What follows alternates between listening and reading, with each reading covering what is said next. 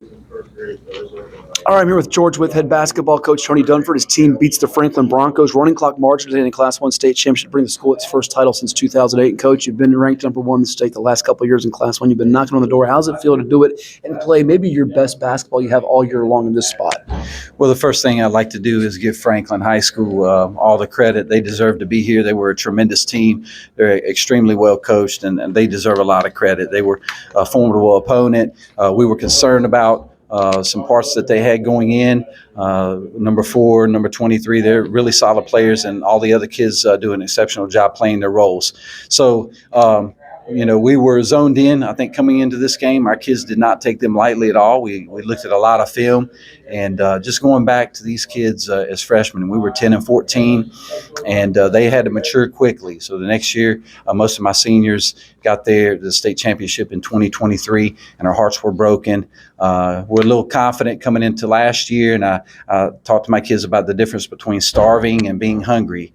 And I didn't think we were hungry last year, but this year we were starving. We had a postseason meeting last March, and these kids committed to working hard, getting a lot of shots up, working off season. We must have played, went to 3 or 4 different camps in the summer. So to see these seniors in particular go out this way, I'm just exceptionally happy for them. Yeah, you played in some big events. I know in the past, the Arby's event's been huge. You beat Class 6 Annandale, Class 5 William Fleming. How about the state tournament? David Good and Reed Kurtner both had. Kurtner today finishes up with 30 points, 5 of 10 from deep. He had more points than they did in the first half as an entire team. And those two, it just feels like they shoot it with confidence, and they play the game with high IQs as well. They do. They're exceptional players. They do a whole lot more than just score the basketball, but they do a lot. David Good is one of the best defenders I've ever coached. And, Reed, he's lights out when he gets going. Those two kids are just phenomenal players, and I'm so happy for them. They are leading scorers on the team, but they lead in more ways than just shooting the basketball. So I couldn't be more proud of those two. But they came out on fire, and we needed that from them, and they gave it to us. Before I get to some other guys that contributed during this run, and today as well, next level opportunities for both those guys, you think, in terms of playing in college? Well, Good is a junior, and Reed will graduate, and he does have some opportunities right now, and we're going to sit down and talk and explore those as soon as we can. But both those kids will have opportunities post-high school, and Good is an exceptional golfer. He's probably a Division I golfer there too, so who knows what will happen. Some birdies, eagles, maybe hole-in-ones in his futures. And obviously, it's sort of the main 3 prongs for you are those 2 guys, along with Shane Huff, who's a multi-sport athlete from football. But I mentioned on the broadcast today that I felt like the Rainies don't get enough love and credit. Trey, Rainey, and Braden do a lot for your team that don't show up in the stat sheets, the intangibles, don't they?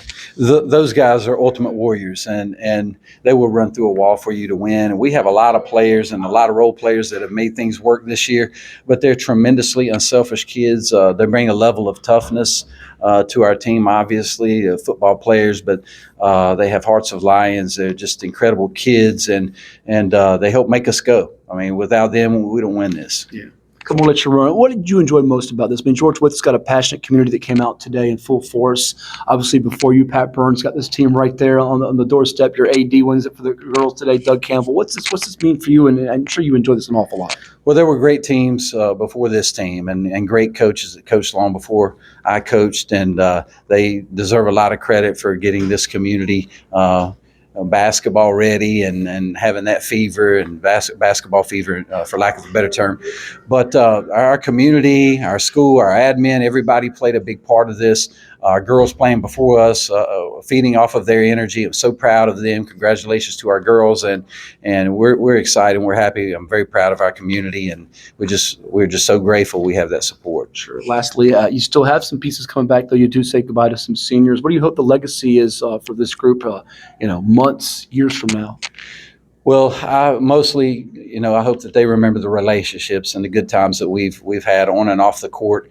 They're a close-knit group, and I suspect that they'll remain close throughout their lives. And we've talked about that at times, about them remembering each other and reaching out to their teammates. And I hope that they'll send me a wedding invitation down the road, maybe.